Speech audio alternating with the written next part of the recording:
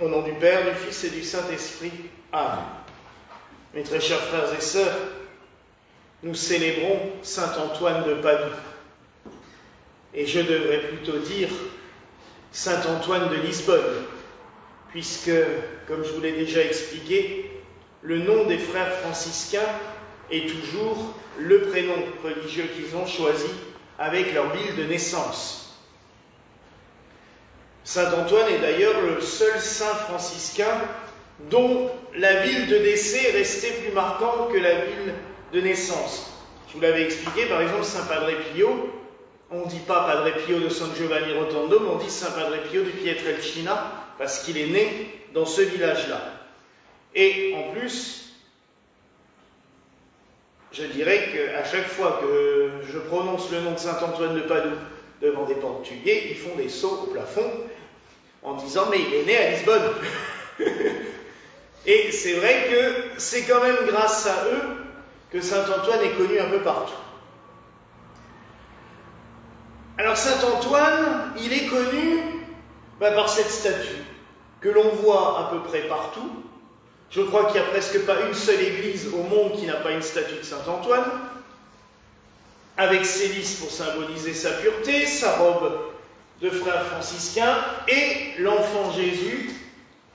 Là, il n'y a pas d'évangile. Des fois, il est posé sur un livre dans les mains de Saint Antoine. Là, il est juste dans ses bras. Et je vous expliquerai pourquoi tout à l'heure. Mais, en fait, à part cette dévotion et le fait qu'on le supplie à chaque fois qu'on a perdu quelque chose, ce qui veut à peu près dire que moi, je l'invoque environ 150 fois par semaine, puisque je suis toujours en train de chercher mes affaires, on oublie qu'il a été quand même un des plus grands prédicateurs du XIIIe siècle. Alors Saint Antoine est né sous le nom de Fernando Martin à Lisbonne, dans une famille de militaires. Il était destiné, un peu comme celui qui deviendra son maître spirituel, à être chevalier, mais à 15 ans, il entre chez les chanoines réguliers de Saint-Augustin, d'abord pour y suivre l'enseignement, puis il pense sérieusement à devenir moine dans cette communauté. Or, à cette époque-là, cette communauté de chanoines vit une crise assez violente du fait que la plupart des membres de la communauté n'ont aucun souci de leur vie religieuse. Ils continuent à gérer leurs terres, à gérer leurs petites affaires à l'extérieur du couvent. Certains même font entrer leur maîtresse dans le monastère. Disons que notre frère Antoine commence un petit peu à se poser de sérieuses questions. Or, pas loin du couvent, une petite communauté s'est installée, ils sont tout nouveaux. C'est des frères qui suivent un fou italien, Saint François d'Assise. Parce que c'est la même époque, hein, Saint Antoine a connu encore Saint François. Mais je vous rappelle aussi que l'ordre franciscain, à la mort de Saint François, avait déjà 5000 frères. Ils se sont multipliés extrêmement vite. Donc, il se retrouve face à un dilemme. Et c'est au même moment aussi qu'on va rapatrier d'Afrique, au Portugal, le corps de frères franciscains qui ont été martyrisés par les musulmans. Et là, pour Antoine, c'est le déclic.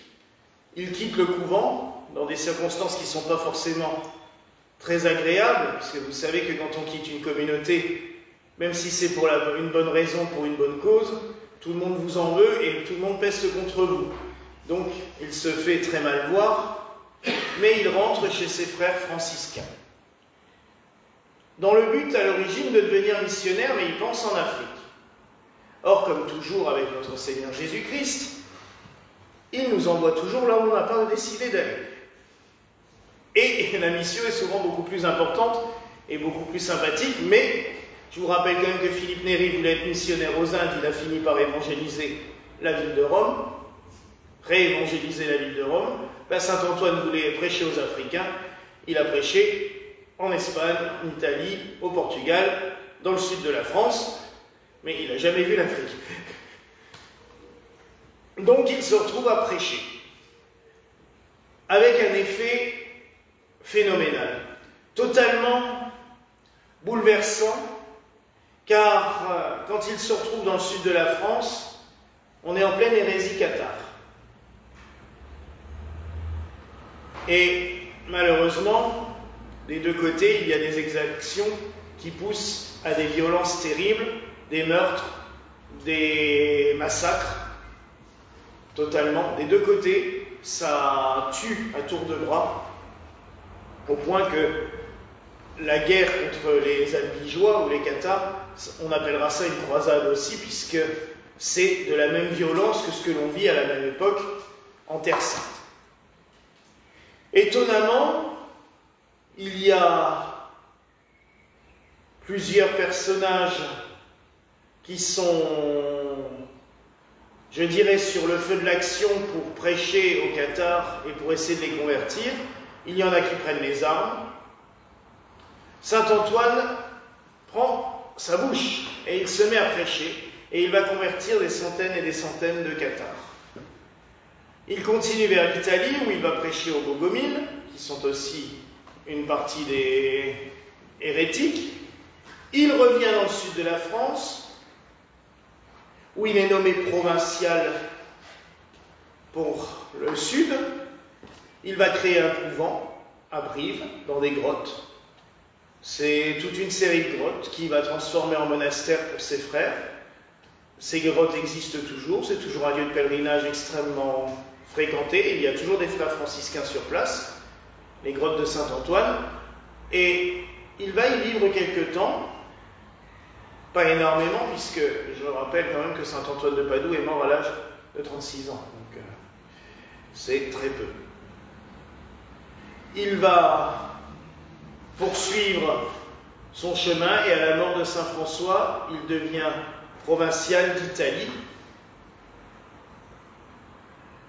Et il va prêcher à Rimini. Alors, pour les Alsaciens qui nous regardent, je sais que Rimini, c'est la plage, avec des milliers et des milliers de parasols, de chaises longues et des milliers d'Alsaciens, surtout couchés en randonnion. C'est quand même la seule ville d'Italie, on entend plus parler alsacien que italien. Bah, je l'ai vécu une fois, ça m'a suffi.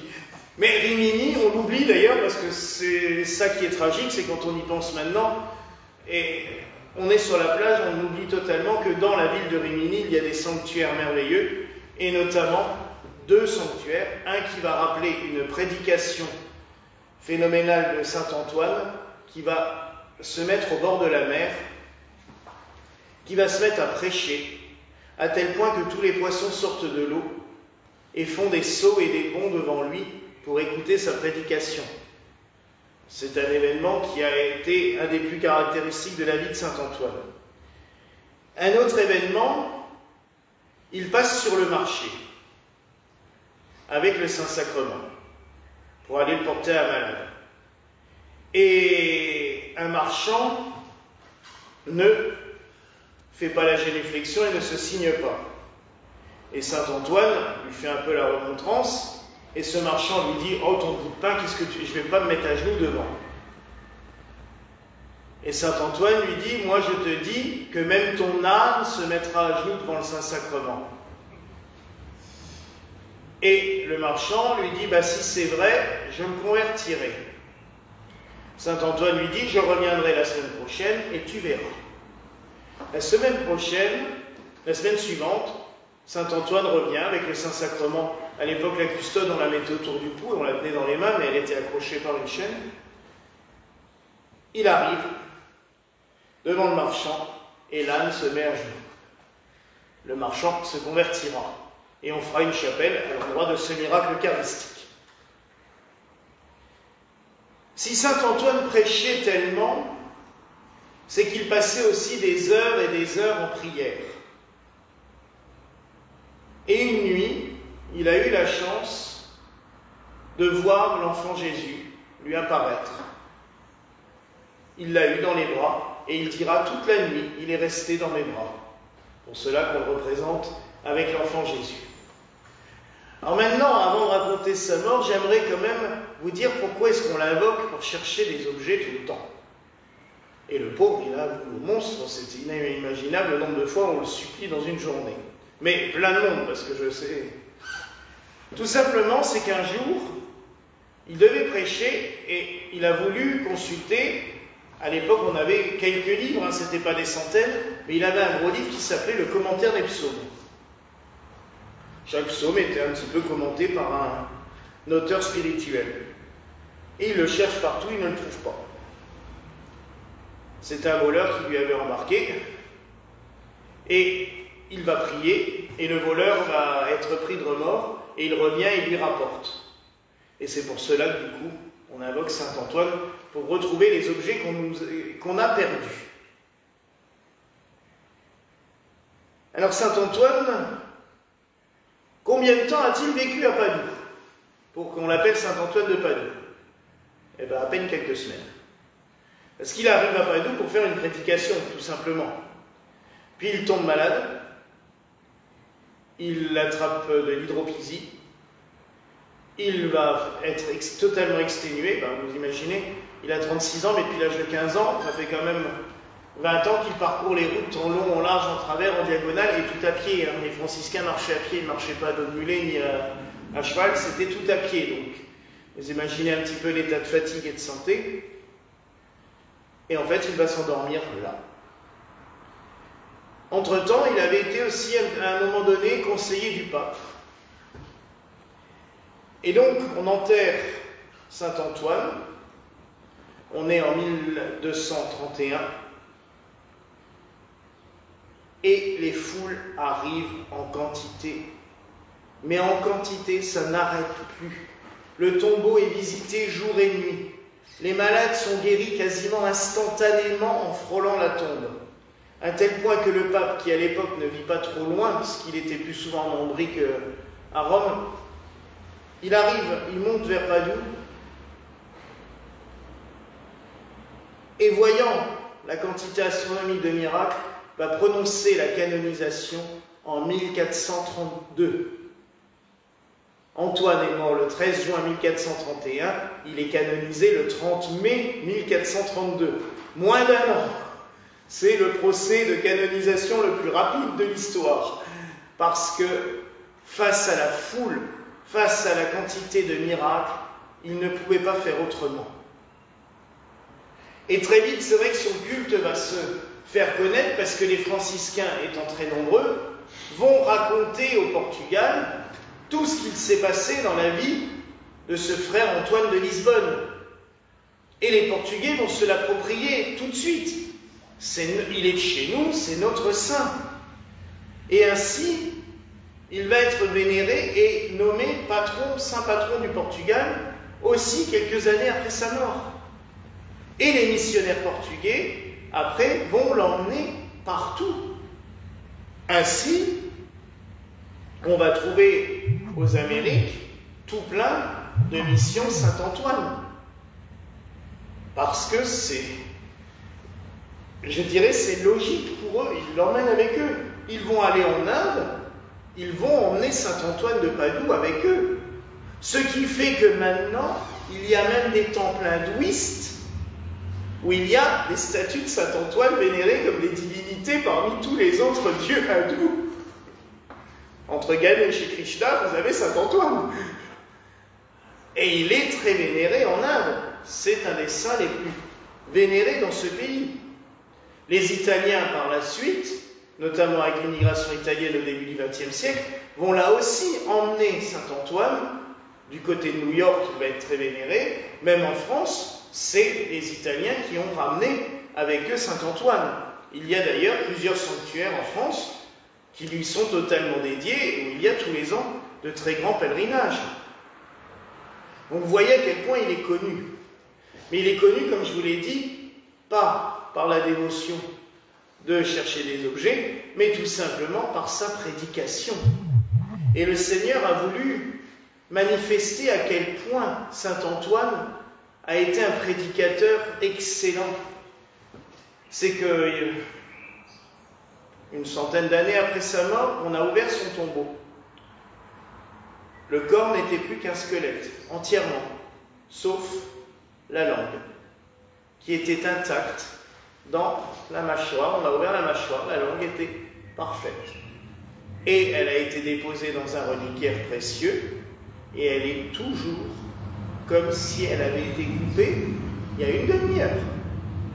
Elle est vive, elle est conservée totalement intacte dans un reliquaire à Padoue qui est devant le tombeau de Saint-Antoine et où l'on peut aller prier à chaque fois qu'on va dans la basilique, qui est quelque chose de gigantesque. J'y suis allé en 1993, c'est totalement incroyable, tellement c'est immense. Donc vous voyez mes frères et sœurs à quel point Saint-Antoine, il est encore plus grand que ce que l'on s'imagine. Et Saint-Antoine avait aussi créé un petit exorcisme quand il y avait des gens qui souffraient. Il prenait sa croix et il disait « Voici la croix du Seigneur, fuyez puissances adverses, le lion de la tribu de Juda, le rejeton de David est vainqueur, Alléluia ». La deuxième phrase est très connue puisque c'est une phrase déjà de l'Ancien Testament qu'on utilise en liturgie. Mais il a créé ce petit Saint-Antoine, on appelle ça d'ailleurs le bref de Saint-Antoine, qu'on écrivait sur des petits papiers, qu'on gardait sur soi, et je peux vous garantir que c'est très efficace. En certains moments, quand on a notamment une crise d'angoisse ou quoi que ce soit, la prononcer, c'est très, très efficace. Donc mes frères et sœurs, oui, prions Saint-Antoine, pas seulement quand on a besoin de retrouver nos objets. Ah oui, je voulais repréciser aussi, parce que c'est une question qu'on m'avait posée. Vous trouverez toujours, systématiquement à côté de la statue de Saint-Antoine, un tronc. Dans toutes les églises, il y a toujours un tronc. Sous notre statue aussi, quand elle est posée sur son rebord, il y a un tronc en dessous. Tout simplement parce que c'est une tradition depuis toujours. C'est quand on demande à Saint-Antoine de nous aider à trouver quelque chose, après on va lui déposer un sou. Et l'argent sert pour le pain de Saint-Antoine, c'est-à-dire les pauvres. Donc dans toutes les communautés paroissiales, moi je me souviens de mon curé, on avait un tronc en l'honneur de Saint-Antoine à l'entrée de l'église, et une fois par mois il prélevait, et lui il envoyait l'argent à Caritas. Parce qu'à l'époque Caritas était très actif en Alsace, ça l'est toujours, mais lui il l'envoyait à Caritas. Quand il y a des pauvres dans la paroisse, je l'ai vu à Paris, je sais qu'il y a des... Dans certaines paroisses, les sœurs prennent l'argent, vont acheter directement du pain ou des sandwichs et les distribuer aux pauvres autour d'eux. Donc le tronc de Saint-Antoine qui est sous sa statue, c'est tout simplement un petit échange. Saint-Antoine nous donne quelque chose, nous fait retrouver quelque chose, on lui met. Et vous remarquerez, vous avez peut-être vu le film Un drôle de paroissien avec Bourvil. C'est un film de Jean-Pierre Mocky, ça remonte très loin. Et Bourvil pille les troncs. Bon. Et il a un camarade qui, lui, a décidé d'aller encore plus vite. Au lieu de piller les troncs, il va piller les sacs à main des grands-mères qui sont dans l'église. Bon. Et une dame a perdu tous ses sous. Et elle va prier devant la statue de Saint-Antoine en disant « Saint-Antoine, rends-moi mes sous ». Et comme le voleur a été forcé de lui rendre, il a remis discrètement l'argent. Elle ouvre son sac, elle trouve les sous. « Merci Saint-Antoine ». Et elle lui en dépose un billet dans le tronc. Mais pour montrer à quel point c'est dans la mentalité collective, c'est devenu totalement, je dirais, logique. Et souvent, je connais même des gens qui ne sont totalement pas pratiquants, même pas croyants, mais qui me disent « mais j'invoque Saint-Antoine ». Alors ça me fait toujours rire parce que j'ai dit « vous ne croyez pas en Dieu, mais vous invoquez Saint-Antoine ». C'est pas mal ça quand même.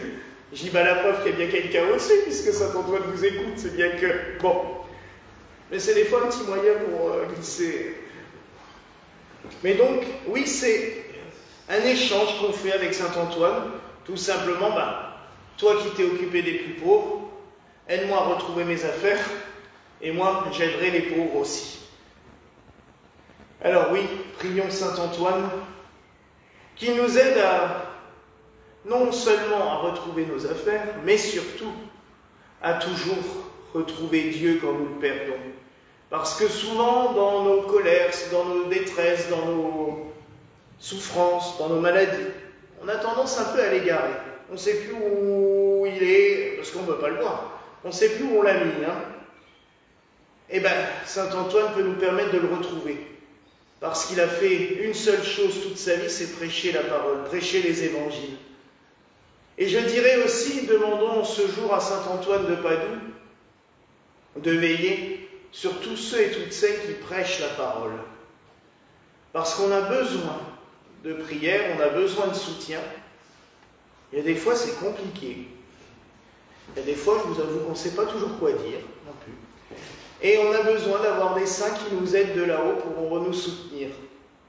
Alors prions pour tout cela, mes frères et sœurs. Voilà la grâce que nous nous souhaitons ce jour au nom du Père, du Fils et du Saint-Esprit.